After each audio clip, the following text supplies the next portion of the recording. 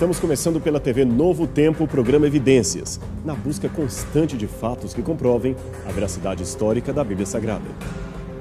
No programa de hoje, vamos explorar uma das mais antigas e famosas cidades do mundo antigo. Aliás, uma cidade que foi o ponto de saída do patriarca Abraão, o fundador da civilização judaica. Estamos falando de Ur dos Caldeus. Quem vê essa foto de satélite nem imagina que essa mancha no solo do Iraque foi uma das maiores civilizações da antiguidade. Essa reconstrução artística nos dá uma ideia do seu esplendor nos dias do patriarca Abraão. Ur situava-se no sul do atual Iraque, numa região hoje chamada de Tal Mukayyar. Quem descobriu suas ruínas foi o explorador inglês Sir Leonard Woolley. Aqui você pode vê-lo em trajes de campanha, examinando um artefato. Nesta outra imagem, temos uma harpa inteira como foi recuperada do solo. E aqui você tem a mesma harpa momentos antes de ser escavada. O trabalho era duro e envolvia muitas pessoas e muitos dias de pesada escavação. Até mesmo a esposa de Leonard Woolley, Catherine Woolley, participava das escavações ao lado de seu marido, como se pode ver nesta fotografia tirada em 1925. E ela não foi a única. A famosa escritora Agatha Christie visitou várias vezes o sítio arqueológico de Ur em companhia de seu marido. Ele se chamava Max Mallowan e também era um renomado arqueólogo. Aqui você vê os dois em companhia de Leonard Woolley em 1931. E finalmente, mais uma cena de escavação meticulosa sob um calor de mais de 45 graus. As escavações desde o começo indicavam que naquele sítio estava enterrada uma das mais antigas civilizações documentadas da humanidade, com uma cultura em muitos pontos superior à cultura do Antigo Egito. Não somente Ur, mas também as cidades que a circundavam eram muito bem aculturadas, por exemplo, a cidade de Nippur, Erech, Lagash e outras que haviam desenvolvido tremendamente a matemática, a agricultura, a geometria e a medicina. Eu tenho aqui, neste momento, um tablete de argila que é uma cópia exata de um tratado médico encontrado na região. Ele tem mais de 4.000 anos. Nesse tablete, os médicos compilaram um receituário a partir de fontes botânicas e minerais. Aqui, há remédios à base de cloreto de sódio, o sal, nitrato de potássio, salitre e outras substâncias exóticas como pele de cobra, casco de tartaruga e sementes de algumas árvores da região. Infelizmente, apesar da grande quantidade de tabletes de argila encontrados na Mesopotâmia, poucos tratados médicos como este sobreviveram, e mesmo assim, eles são reveladores do que havia de mais avançado nos conceitos de medicina naquela época, naquela ocasião. Só para você ter uma noção, os médicos de Ur tinham capacidade até de fazer cirurgias do cérebro, e muitas foram bem-sucedidas. Esse indivíduo, com 3 buracos no crânio, foi encontrado na região e acredita-se que ele não somente tenha se submetido a uma cirurgia do cérebro, como sobreviveu vários anos depois disto para contar a história. O tablete que aparece no centro dessa coleção de Chicago também nos dá uma ideia da sofisticação médica da cidade de Ur. Ele é, na verdade, uma carta que ilustra a consciência e a preocupação que tinham com várias doenças já classificadas naquela época como infecto-contagiosas. Veja o que diz um trecho do documento e quem o escreve parece ser um perito em saúde pública. Tive conhecimento de uma mulher chamada Nana, que está com uma doença contagiosa. O problema é que ela já teve contato com outras mulheres que trabalham no palácio e várias delas podem estar contaminadas. Dê ordens para que ninguém beba no mesmo copo que ela usou, nem sente na cadeira que ela sentou ou deite na cama que ela dormiu. Assim, evitaremos que mais mulheres sejam contaminadas. Todo cuidado é pouco. Muito interessante, não é mesmo? Outros documentos mostram que Ur já contava também no 3º milênio a.C., com um bem elaborado sistema público de saúde, aliás, bastante eficaz. Na compreensão deles, era obrigação do governo cuidar dos doentes que moravam em sua cidade. Essa cena ilustra uma hipotética apelação salarial conjunta de médicos e pacientes diante do rei Hammurabi. Mas, infelizmente, também havia práticas supersticiosas, complicadas, que derivavam da própria cosmovisão pagã daqueles dias. Por exemplo, a forma como eles diagnosticavam certas doenças era ao mesmo tempo a maneira como eles previam o futuro. Neste exercício, eles pegavam o fígado de um animal e, com base num modelo de argila, marcavam os pontos que, para eles, indicavam a doença de uma pessoa e, ao mesmo tempo, o futuro da população. Agora, é claro que isso não passava de pura superstição.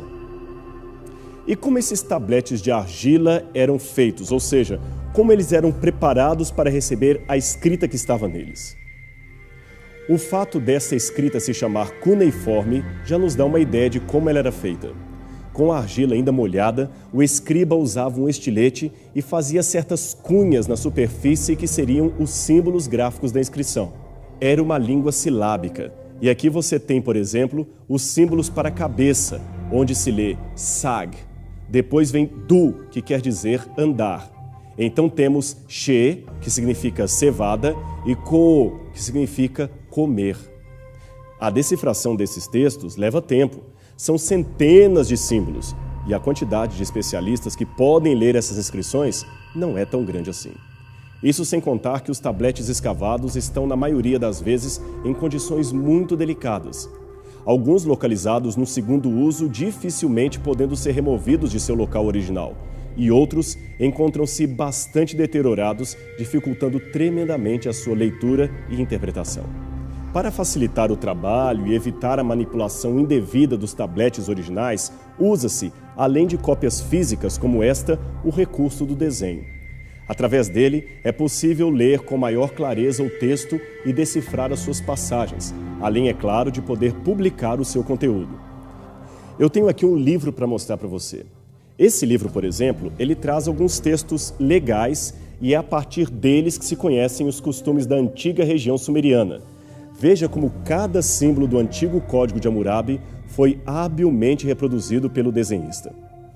Agora, é claro, temos também a ferramenta das fotografias em alta resolução, mas este novo recurso ainda não aboliu de todo a utilização de bons e velhos desenhos da inscrição cuneiforme. E por falar em inscrição cuneiforme, uma das coisas que impressionou os exploradores na cidade de Ur foi a descoberta de um complexo sistema educacional da cidade. Eles tinham várias escolas ali, onde as crianças aprendiam a ler, escrever, fazer cálculos, etc. Eu tenho mais uma coisa para mostrar para você.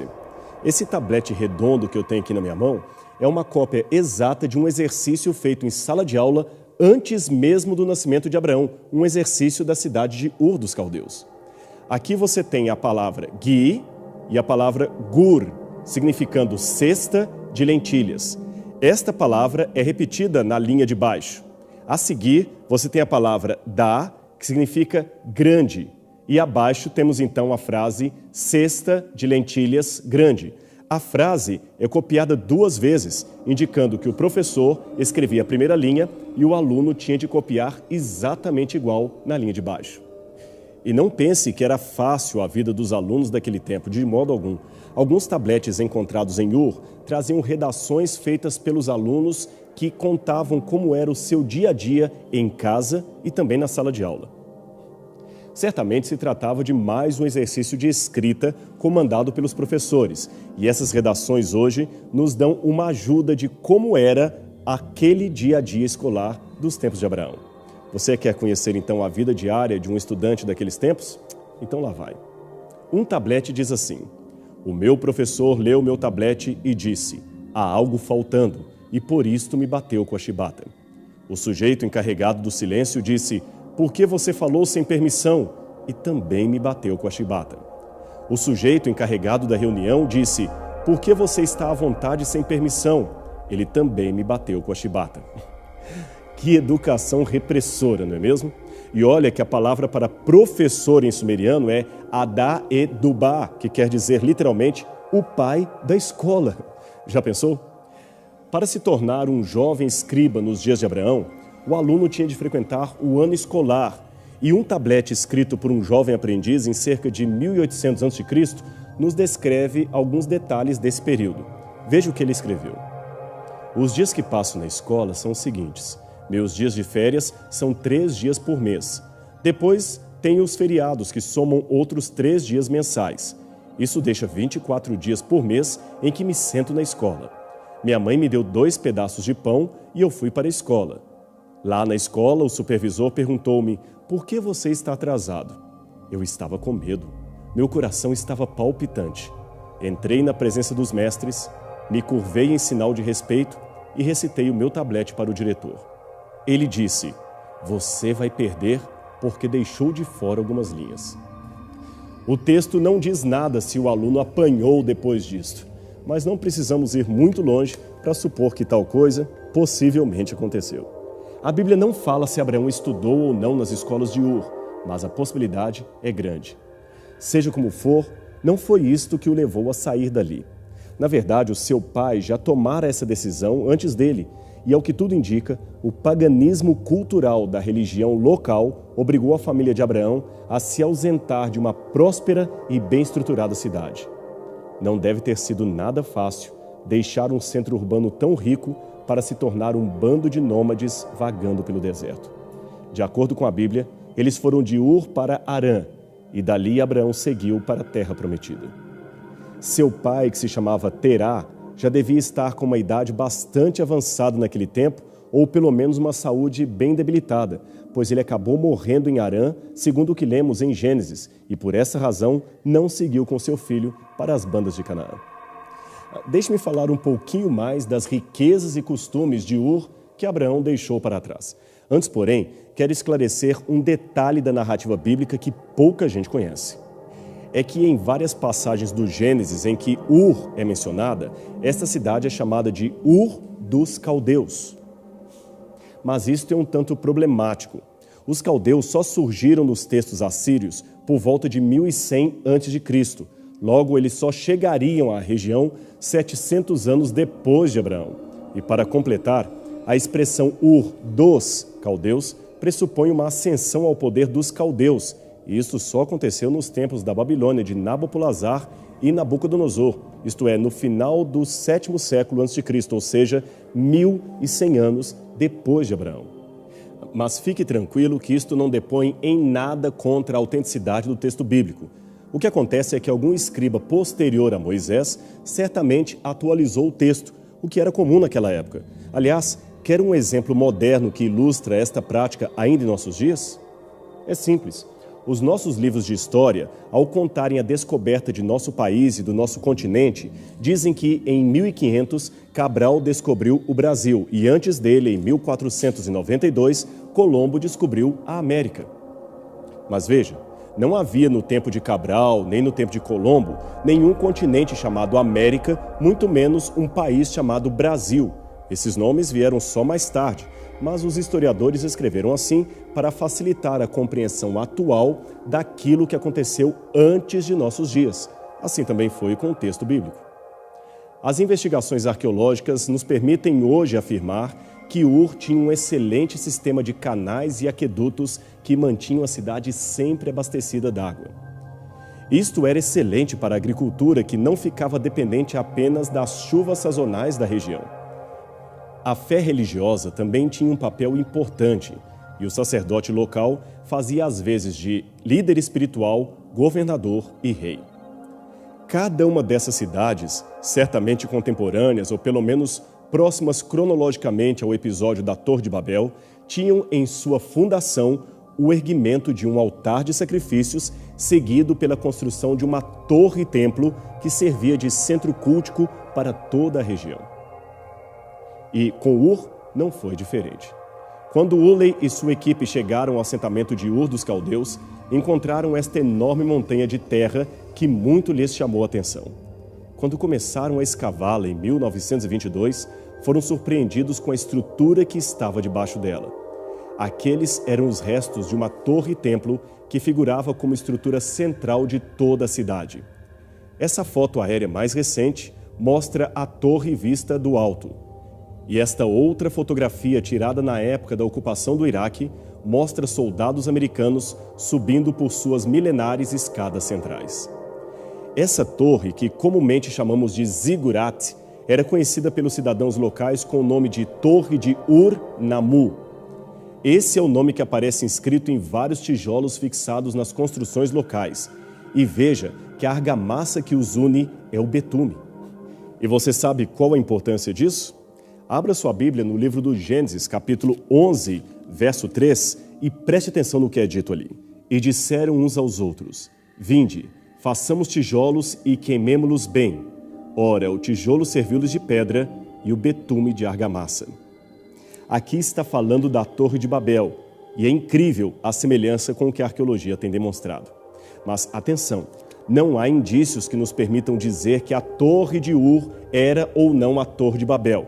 É mais provável que não seja, mas a forma arquitetônica de ambas certamente obedece ao mesmo padrão. Talvez tenham sido construídas por um mesmo arquiteto local. Essas estátuas votivas certamente fizeram parte do dia a dia do templo da cidade de Ur. Os olhos largos e a posição das mãos mostram que eram feitos com propósitos políticos, mas principalmente religiosos. Esta aqui é uma cópia da estátua do rei Gudea, o rei de Lagash, cidade vizinha da região. Veja que ela segue o mesmo processo das outras. Além da coroa real, ela tem também as mãos entrelaçadas, mostrando a atitude de oração do rei.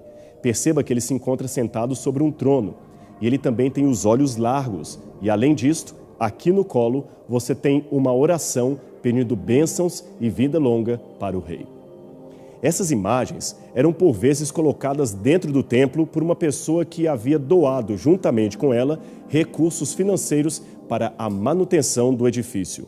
Então as imagens garantiam para o oficiante local que ele nunca seria esquecido no momento das orações, e também a sua presença no templo era como se a própria pessoa estivesse ali 24 horas por dia orando aos deuses.